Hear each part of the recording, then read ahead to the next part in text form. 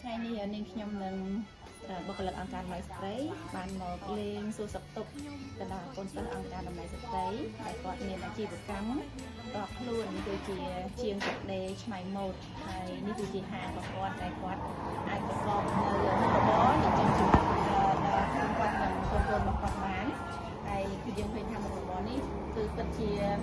ផ្ដល់ជាស្រាប់យ៉ាងនេះ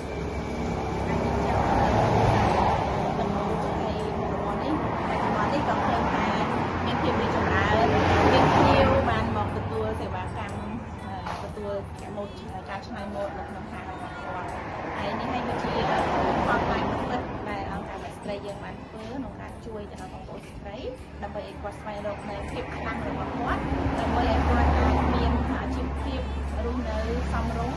ទទួលបានសេចក្តីថ្លៃថ្នូរនៅក្នុងសង្គមហើយជាជីវិតដែលស្ត្រីគ្រប់រូបគួរតែទទួលបានគឺមានសេរីភាពនៅក្នុងជីវិតមានជាស្ត្រី